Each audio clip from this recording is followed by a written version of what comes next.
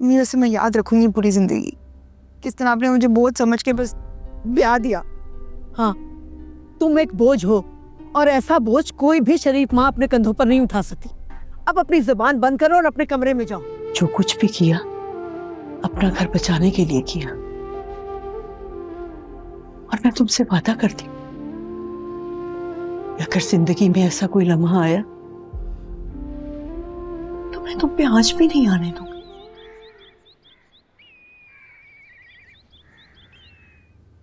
दुरेफिशा। जी अम्मी। जी अम्मी। बेटा मुझे एक कप चाय बना दो, मेरे सर में बहुत दर्द हो रही है। अच्छा, मैं भी लेकर आती हूँ। अस्सलाम वालेकुम। वालेकुम अस्सलाम। जीते रहो मेरे बेटा। क्या हाल है आप लोगों के? जी बताइए, कैसे आना हुआ? अरे ये क्या बात हुई? इसका अपना घर है, जब जी चाहेगा वो आएगा। ताई अम्मी बिल्कुल ठीक कह रही हैं। ये जितना घर आपका है उतना मेरा भी तो है ना। चलो आओ बैठो बेटा। वैसे जनाब, कल दुर्रे शेवार माइयों बैठ जाएगी। आप पे जरा पाबंदी लग गई अब इस घर में आने में। ये अभी ये तो कितनी अनफेयर बात है। मेरे पास तो उसको देने के लिए एक बहुत बड़ा सरप्राइज था। अच्छा, क्या सरप्राइज है? और वो मैं आपको क्यों बताऊं? वो तो मेरे और दुर्रे शेवार का आपस का मामला है ना। देखा अम्मी, लड़की अभी पराई हुई नहीं, हमारा लड़का पराया हो गया। अरे नहीं, ऐसी कोई बात नहीं। वो मैंने हमारे हनीमून की सारी प्लानिंग कर ली थी, तो बस वही शेयर करना था उससे। ठीक है, अब ये खुशखबरी अपनी होने वाली बीवी को फोन पर बताओ या शादी वाले दिन बताओ। तुम पर इस घर में पाबंदी लग चुकी है। ताई अम्मी अब आप ही कुछ बोलें। अब बेटा मैं क्या करूं, तुम जानो और तुम्हारी आप ही जाने। ये वाकई मुझसे कितना प्यार करने लगा है। क्या मैं इससे प्यार कर सकूंगी? खैर, मैं तो हूँ ही प्यार के काबिल, किसी को भी मुझसे मोहब्बत हो सकती है।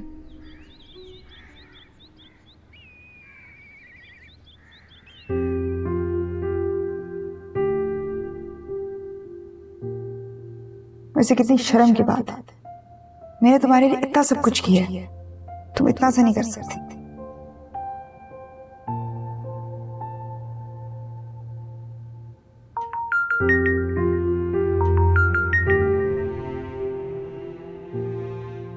अस्सलाम वालेकुम अरसल। वालेकुम अस्सलाम। भाई मेरी बेगम तो अपने मैके ऐसे गई जैसे सब कुछ भूल चुकी हूँ, बशमूल अपने इस इकलौते शौहर के। सब कुछ भूल सकती हूँ, आपको नहीं। फिर कॉल क्यों नहीं की तुमने? पता है कितना मिस कर रहा हूँ मैं तुम्हें। कभी कभी आप मुझे यूनिवर्सिटी वाले अरसल लगते हैं, बिल्कुल दीवाने से। भाई क्या करूँ, जब हमारी बेगम इतनी प्यारी सी है तो फिर ये शौहर क्यों ना दीवाना हो। एनीवेज ये बताओ हमारे प्रिंस कैसे, ठीक है वो? ठीक है, आपकी आवाज सुनते ही रिस्पांस देना शुरू हो जाता है। अच्छा। बाबा भी रोहान को बहुत याद करते हैं, 2 से 3 बार तो वीडियो कॉल कर ही लेते हैं, और ये भी बाबा की आवाज इतनी पहचानता है, फौरन रिस्पांस देता है।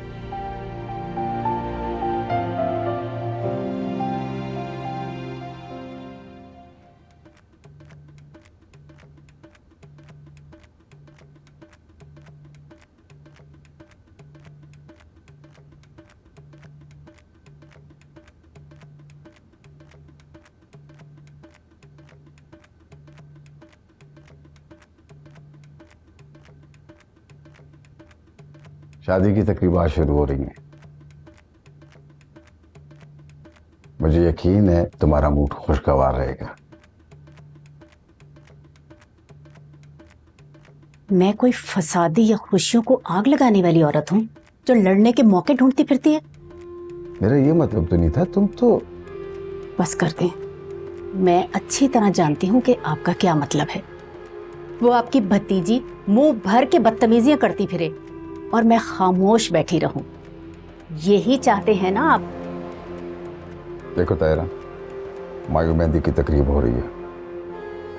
मैं नहीं चाहता कि कोई बदमज़गी हो। तुम जल्दी से तैयार होकर आ जाओ, नीचे भी चलना है। आज का दिन इस घर की बदकिस्मती की शुरुआत है, याद रखिएगा मेरी बात। मुंह से अच्छी बातें निकालो। तैयार होकर जल्दी से आ जाओ, मैं इंतजार कर रहा हूँ।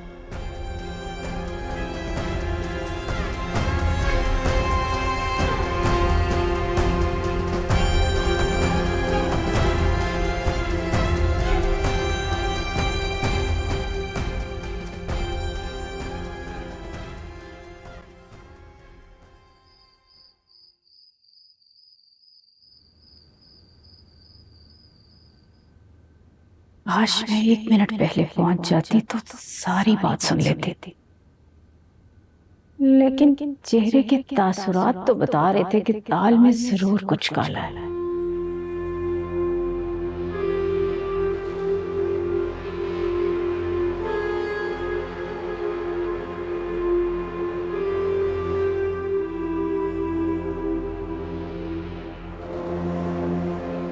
वो अभी तक जाग रही है, किन सोचों में गुम हो? आपने ये माँ बेटियों को देखा था? कैसे इनके चेहरों के रंग ही फक हो गए थे, और धुरे शेवार तो जैसे किसी ने खून ही चूस लिया हो उसका। आखिर क्या माजरा है? और ये कमरे में कॉर्नर मीटिंग करने का क्या मकसद था? चुप करके सो जाओ, मुझे भी सोने दो। राई का पहाड़ बनाना तो कोई तुमसे सीखे।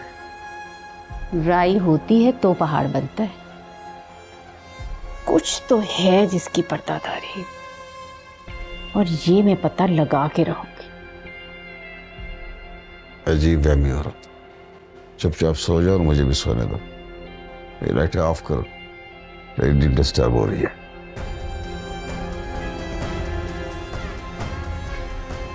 आप कुछ भी कह लें,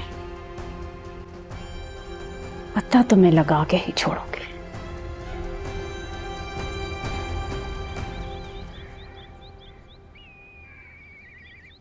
बाबा आप कल क्यों नहीं आए? हम सब ने आपको बहुत याद किया। अरे बेटा, बूढ़ा हो गया हूँ, थक जाता हूँ। इंशाल्लाह शादी में आऊंगा। अच्छा रोहान से बात कीजिए, ये देखिए। देखा बाबा कैसे आपकी आवाज पे रिस्पांस देता है? बोलो मेलो जो न बोलो। अरे मैं भी एक मिनट इंतजार कर रहा हूँ कि कब मेरा पोता वापस घर आएगा। आज तो मैं सच जान के रहूंगी। आपका सबसे बड़ा सच यही है कि शादी करके मैं आपके घर में घुस के आपके सीने पे बैठ के मुंह तलूंगी। बाबा मैं आपसे बाद में बात करूं? अच्छा अच्छा, अल्लाह हाफिज।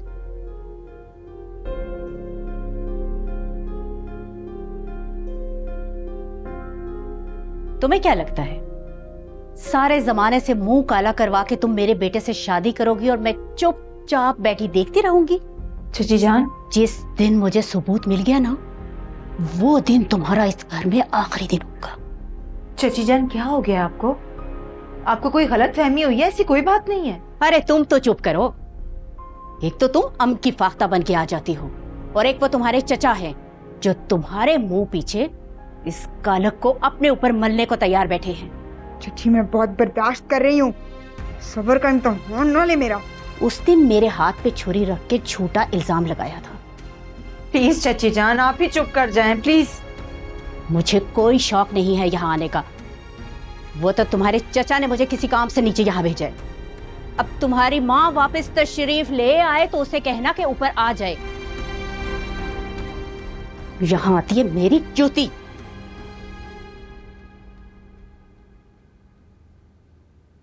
देख ली इनकी औकात, देख लिया किस तरह की गवार और बदतमीज औरत है। गंदी जुबान और नफरत भरा लहजा। ना मैंने इनको ओल्ड होम जमा कराया ना मेरा भी नाम दुर्रे शहबार रहे हैं। दुर्रे शहबार चुप कर जाओ, बस चुप कर जाओ। तुम्हें बात समझ में क्यों नहीं आ रही है कि तुम्हारा एक माजी है? 2 कदम उनसे पीछे रहोगी ना तो ही जिंदगी में आगे बढ़ सकोगी। इसी में तुम्हारी भलाई। और जिस नबील की मोहब्बत की वजह से इतना उछलती फिर रही हो ना, वो सिर्फ तुमसे इसलिए मोहब्बत करता है क्योंकि तुम्हारा माजी नहीं पता उसको। नबील को किस तरह हैंडल करना है मुझे पता है। मैं तुम्हारे आगे हाथ जोड़ती हूँ, अपनी जबान काबू में रख लो। इसी में हम सबकी भलाई है।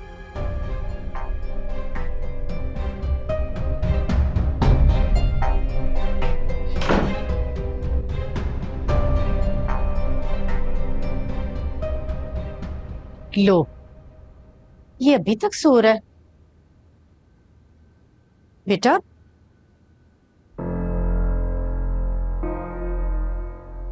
इसे अगर पता चल जाए कि इसके साथ इतना बड़ा धोखा हो रहा है तो इसकी रातों की नींदें उड़ जाए। हमने टाइम क्या हुआ? बेटा वक्त तो बहुत बुरा है, अगर तुम समझो तो। क्या मतलब है आपका? अच्छा, अब शादी की छुट्टियां ले ही ली हैं तो उठ के घर के काम काज ही देख लो। तुम्हारे अब्बू कह गए हैं कि उठो और सारे मामला देखो।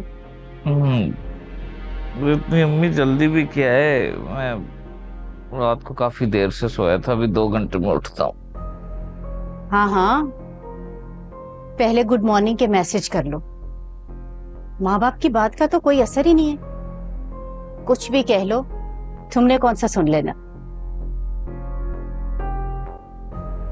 अच्छा, मैं उठ जाता हूँ, ये ले, उठ गया हूँ। बिना सुबह सुबह ना शुरू हो जाए कल। अच्छा, नाश्ता तो बना दें। अच्छा, तुम फ्रेश हो जाओ, बना रही हूँ।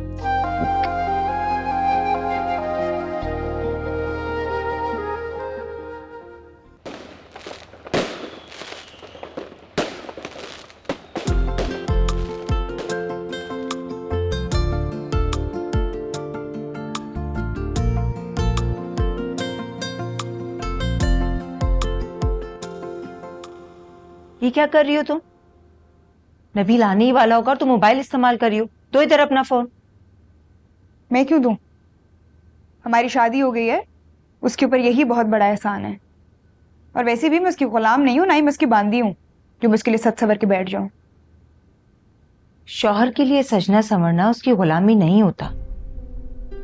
प्यार दोगी तो प्यार मिलेगा, और यही वो वक्त है जिसमें तुम अपनी मोहब्बत से अपने शौहर को अपना बना लोगी। उसके लिए मेरी अदाएं काफी हैं। एक नजर देख लूंगी, सब ठीक हो जाएगा। तुम ये कौन सी जबान इस्तेमाल कर रही हो अपने शौहर के लिए? शादी से पहले और शादी के बाद के मामलात बिल्कुल मुख्तलिफ होते हैं, और ये तुमसे बेहतर कौन जानता है। अच्छी तरह भुगत चुकी हो तुम। वो मेरी एक बहुत बड़ी गलती थी, अभी तक उसका अजाला कर रही हूँ। जब मैं ब्याह के इस घर में आई थी तो ये भरा पड़ा घर था। तुम्हारी दादा दादी ताया ताई सब इकट्ठे रहते थे, और तुम्हारे अब्बा ने तो साफ साफ मुझसे कह दिया था कि अगर मेरे वालिदैन खुश होंगे तभी मैं तुमसे खुश होऊंगा। फिर मैंने दिल से सबको अपना समझा, सबकी खूब खिदमतें की, तब जाके इस घर में मेरी जगह बनी। ये सब मैं तुम्हें इसलिए बता रही हूं, तुम भी अपनी बीवी को ऐसे ही समझाना कि ससुराल में सिर्फ शौहर ही नहीं, उसके घर वाले भी होते। जी अम्मी, आप बिल्कुल ठीक कह रही हैं, और आप फिक्र ना करें, मैंने उसको एग्जैक्टली यही समझाया है कि ये घर मेरी माँ का है, इसमें वो ही होगा जो मेरी माँ चाहिए। बिल्कुल ठीक किया तुमने। देखो, शौहर की इज्जत इस कायनात में सबसे बड़ी नेमत है। अब तुम्हें अपने शौहर के साथ साथ उसके माँ बाप की भी उतनी इज्जत करनी है। अपने दिल में उनके लिए भी उतनी ही जगह रखो। अपने शौहर के माँ बाप को अपना माँ बाप समझो। कर दिया ना सारा मूड खराब चची का नाम लेके। फिर से क्यों करती हो ऐसे? क्योंकि ये रिश्ते बोझ नहीं होते। शौहर के माँ बाप भी अपने ही होते हैं। यही वो रिश्ते होते हैं जो हमारी शादी में हमारा साथ देते हैं, आने वाली जिंदगी में हमारा सहारा बनते हैं, हमारी मदद करते हैं। तो रिश्तेदार, नबील आने वाला होगा, मुझे तुम्हारी कोई शिकायत नहीं सुननी। आगे बात समझ में? हाँ ठीक है, आगे समझ। रखो अपना फोन साइड पे। तुम ना जरा अपना रोब रखना उस पे, ये नहीं कि उसके पल्लू से बन जाओ, उसके आगे पीछे फिरते रहो। मर्द को जरा सख्त, रोबदार और दबदबे वाला होना चाहिए। भैया फिक्र क्यों करते हैं? अच्छा, मैं जाऊं? दूर से बाहर इंतजार कर रही। हाँ हाँ, चले जाना। मैं कौन सा तुम्हें रोक के पूरी रात अपने पास बिठाने वाली हूँ, लेकिन मैंने जो कुछ कहा है उसे याद रखना और उस पर अमल भी करना। बेटा, माँ बाप अपनी औलाद को कभी गलत सलत मशवरे नहीं देते, समझ रहे हो ना? बिल्कुल समझ रहा हूँ, आप फिक्र ना करें। अब मैं जाऊं? जाओ, शब बखैर। अल्लाह हाफिज़।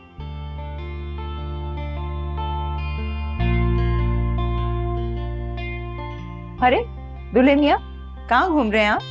कहीं नहीं आप ही, मैं अंदर रम्मी के साथ बैठा हुआ था, बस ऊपर दिलशवार के पास ही जा रहा हूँ। आप जा रही?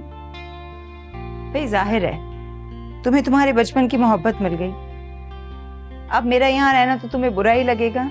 अरे आप ऐसी बातें क्यों कर रही हैं? आप भला मुझे क्यों बुरी लगने लगी? अच्छा जाओ, मजाक कर रही थी, तुम्हारी दुल्हन तुम्हारा इंतजार कर रही होगी। नबील, तुम्हारे लिए बहुत खुश हूं, मैं चाहती हूँ कि तुम बहुत खुश रहो, ढेरों खुशियां मिले। थैंक यू आप ही, थैंक यू सो मच। बस मैं चाहता हूँ कि बिल्कुल आप ही की तरह हमारी भी एक छोटी सी फैमिली हो बहुत जल्द। इंशाल्लाह। जाओ। Thank you.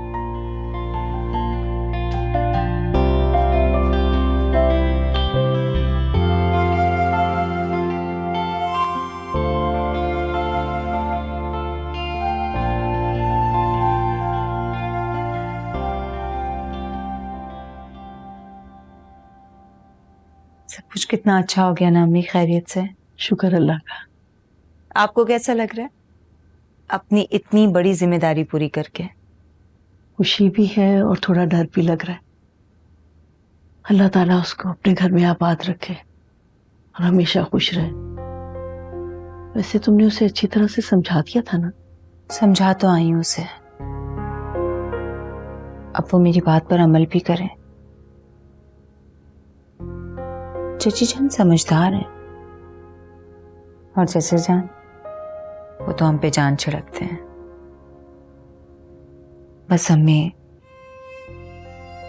यही दुआ है कि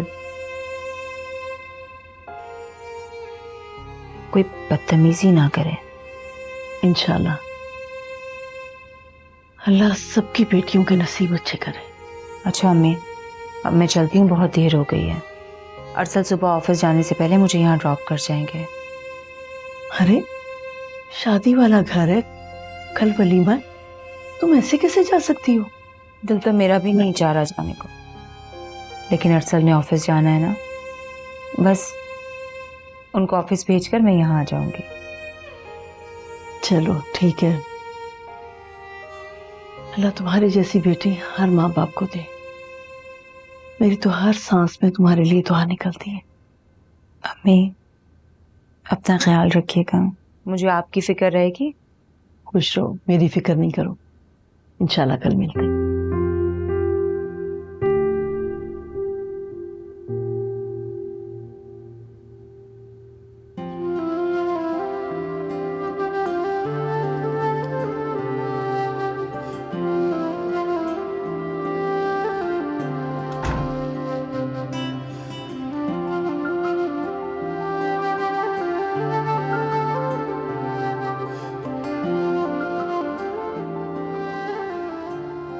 ऐसे क्या देख रहे हो? यही कि तुम कितनी खूबसूरत लग रही हो। कितनी? मेरे पास लफ्ज नहीं है ये बयान करने के लिए, पर थैंक यू सो मच। क्यों? पता है दुर्शवार, तुमने मुझे आज मेरी जिंदगी की सबसे बड़ी खुशी दी है। मेरी बन गई हमेशा हमेशा के लिए। इतना प्यार करते हो मुझसे? तुम सोच भी नहीं सकती मैं तुमसे कितनी मोहब्बत करता हूँ। पता है कभी कभार मेरा दिल करता है कि काश तुम एक बार, सिर्फ एक बार अपने आप को उस नजर से देख पाओ जिस नजर से मैं तुम्हें देखता हूँ। शायद तुम्हें थोड़ा सा अंदाजा हो जाए कि तुम कितनी खूबसूरत हो। मेरी हर ख्वाहिश पूरी कर सकते हो। जैसा तुम्हारा हुक्म। क्या चाहिए तुम्हें? लंबी लिस्ट है थोड़ी। एक बड़ा सा घर हो, ढेर सारी गाड़ियां हो, नौकर। मैं हर वो डिजाइनर आउटफिट पहनना चाहती हूँ जो मुझे इंस्टाग्राम पे नजर आता है, लेकिन प्राइस टैग देखे बगैर। दुनिया घूमना चाहती हूँ मैं, मतलब इतनी लंबी लिस्ट है, मैं कहाँ से बताऊँ? ये सब दे पाओगे? मुझे बस थोड़ा सा वक्त दे दो। दुनिया जहान की हर चीज तुम्हारे कदमों में ला के रख दूंगा, बस थोड़ा सा वक्त दे दो मुझे। Promise? Promise. Pinky promise. Pinky promise. अच्छा अपनी आंखें बंद करो। क्यों? करो ना।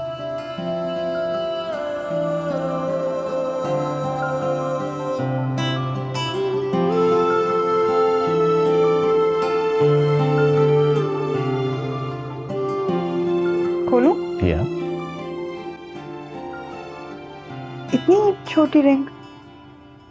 मैं तो कोई डायमंड सेट एक्सपेक्ट कर रही थी। हाँ, वो फिलहाल पैसे ही इतने थे।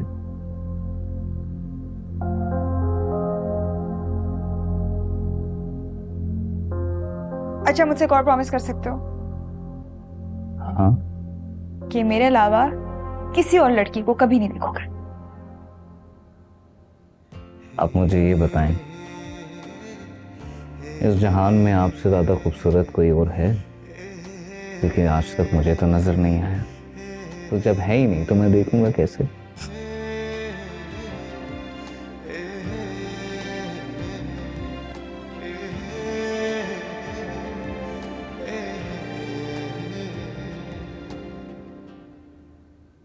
अल्लाह का बहुत शुक्र है, सारे काम खुशउस्लूबी के साथ हो गए।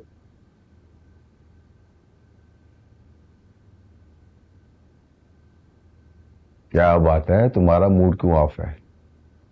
जो खुश हैं उनके लिए खुशी का दिन है। माँ बाप की खुशी उनकी औलाद की खुशी में ही पोशीदा होती है। अरे छोड़े इन फलसफी बातों को। जो होना था, बल्कि आपने और आपके सपूत ने जो करना था ना, वो हो चुका। अब तो बस तेल देखो और तेल की धार देखो। देखो तायरा, मेरी बात गौर से सुनो, तहम्मुल से सुनो। हम अपने फैसले अपनी जवान औलाद पर मुसल्लत नहीं कर सकते। वो दौर और था जब हमारे बड़े हमें कुछ कहते थे, हम सुन लेते थे, मान लेते थे, उस पर अमल करते थे। आज की नस्ल वाकई हो जाती है, दिलों में नफरत रखती है। तो सुन तो ली है आपके बेटे की जिद, मान ली है। अब और क्या करूं?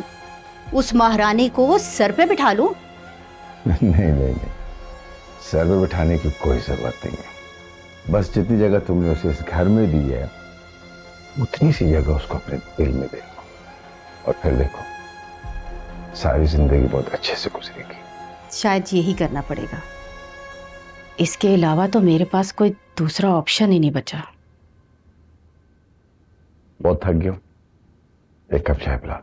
आपकी चहीती दुरे फिशा फ्लास्क में चाय रख गई है, ला के देती हूँ आपको। तुम देखना, एक दिन दुरेशवार भी इसी तरह तुम्हारा और मेरा बहुत ख्याल रखेगी। इंशाल्लाह। इंशाल्लाह।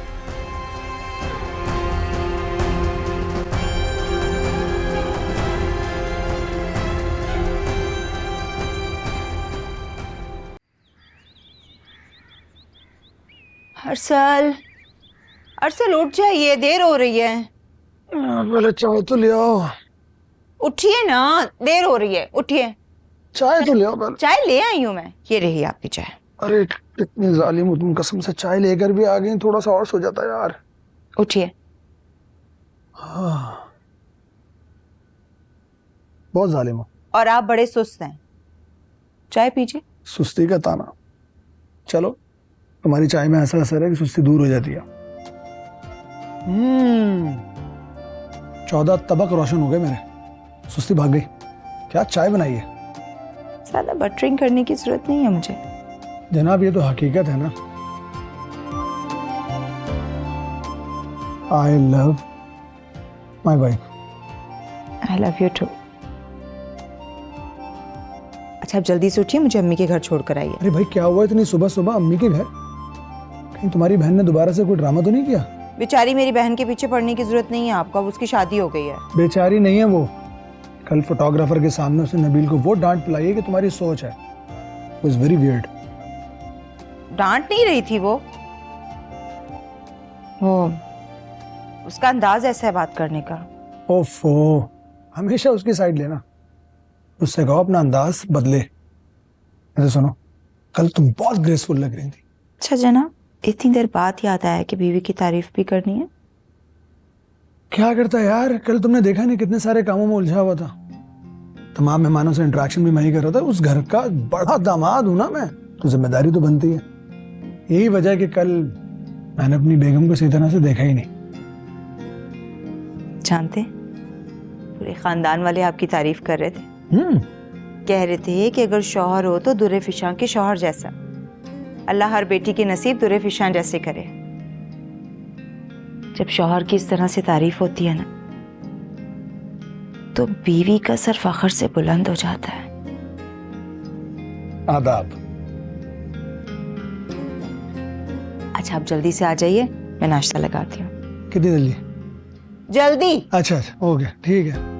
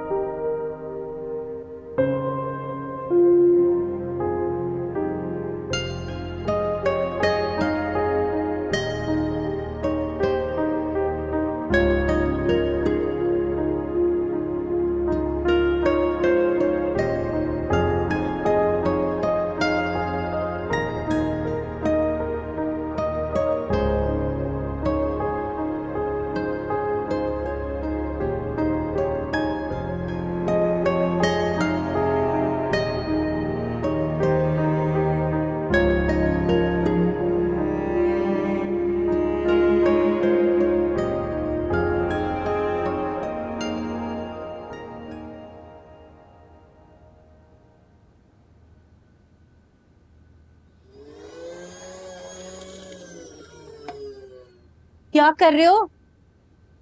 जूस निकाल रहा हूँ। मैंने सोचा कि आज दुरेशवार का पहला दिन है घर पे, तुम नाश्ता खुद ही बना देता हूँ।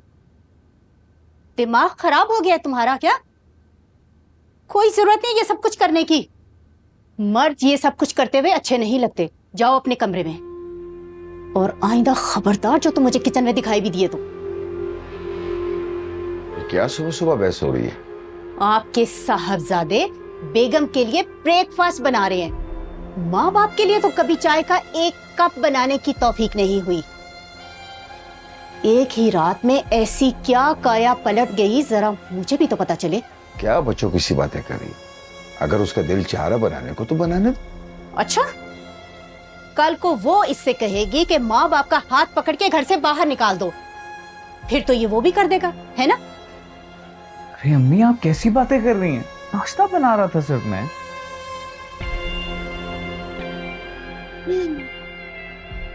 नाश्ता बन गया मेरा? ना सलाम ना दुआ, नाश्ता बन गया मेरा। तो आप कर लेती। अब सलाम में पहल करने से कोई छोटा बड़ा थोड़ी ना हो जाता है। क्यों चाचा, ठीक कहा ना? हाँ हाँ हाँ हाँ, ठीक है। हाँ हाँ ठीक है, तुम तो बिल्कुल ही ठीक हो। तुम कभी गलत हो सकती हो। वैसे भी इस घर में ना गलत तो सिर्फ मैं ही हूं। अब मेरी बात सुनो, शादी के अगले दिन नाश्ता मायके से आता है। देखें, ये तो मेरे चचा का घर है। अब क्या मायका और क्या ससुराल। बल्कि मैंने तो नबील को भी कह के ना दुरे फिशा को कॉल करवा दी थी कि बिल्कुल कोई जहमत करने की जरूरत नहीं है और वो भी नाश्ता हमारे साथ ही करें। और अब 1901 की रस्म और रवायात को 1901 में रहने देते हैं, नहीं? क्यों चाचा जान, ठीक कह रही हो ना? हाँ बेटा, तुम ठीक कह रही हो। तुम दोनों जाओ, फ्रेश हो जाओ, हम नाश्ता का अरेंज करते हैं। नबील,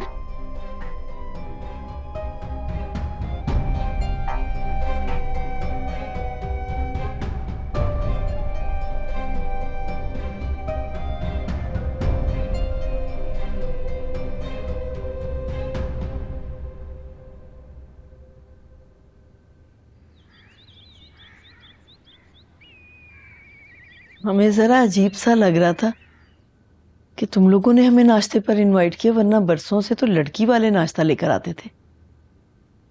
मैं तो इन रस्मों रिवाज की बड़ी कायल हूँ।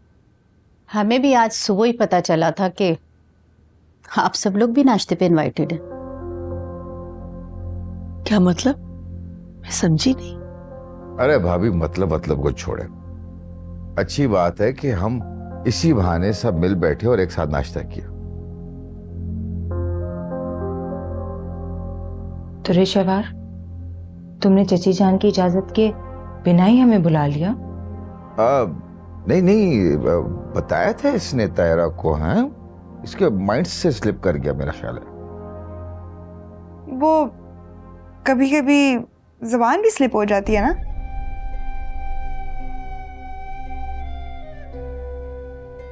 मेरा मतलब है कि स्लिप ऑफ टंग कभी हो जाती है, कभी इंसान कुछ कह देता है गलती से। मेरी चाय ठंडी हो गई है, गर्म कर दोगी प्लीज?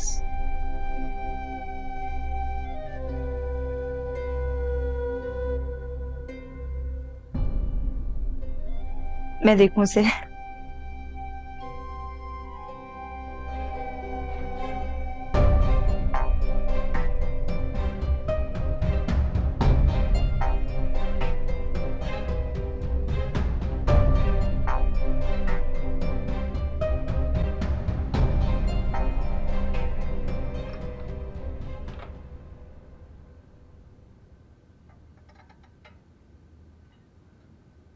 पागल हो गई हो तुम?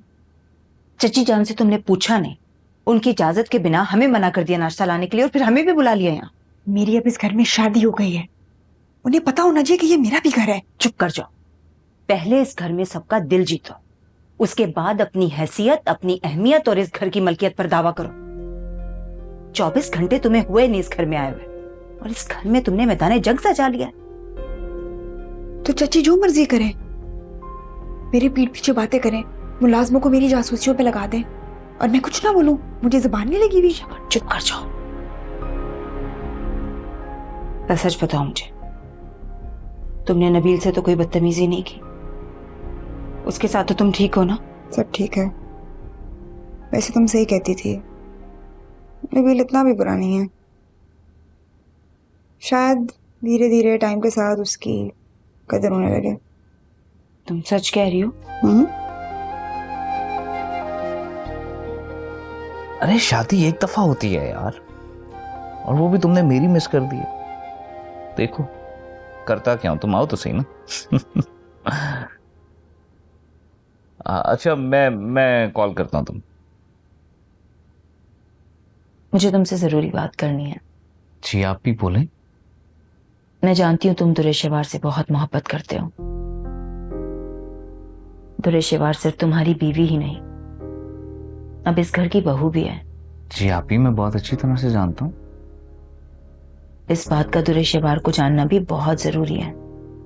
आप ही वो भी बहुत अच्छी तरह से समझती है। नहीं नबील, अगर वो समझ सकती तो हमें नाश्ता लाने के लिए कभी ना रोकती, कभी चचा और चची जान को इस तरह से नाराज नहीं करती। वो यहाँ पे इससे क्या फर्क पड़ता है नाश्ता कौन लेकर आए, एक ही घर में तो रहते हैं ना हम। फर्क पड़ता है नबील। देखो दुनियादारी होती है, कुछ रस्में होती हैं जो हमें निभानी होती हैं। तुम मोहब्बत करती हो इसका मतलब ये नहीं कि उसकी हर हाँ में हाँ मिलाओगे। तो कम अक्ल है, नादान है, तुम तो समझदार हो। देखो नबील, इन दोनों घरों के ताल्लुकात को तुम्हें बचाना है, तुम पर जिम्मेदारी बनती है। तुम ही लेकर चलोगे इस रिश्ते को। जी आप ही मैं समझ रहा हूं आप क्या कह रही हैं। समझ गए हो तो ये बात अपनी बीवी को भी समझा देना।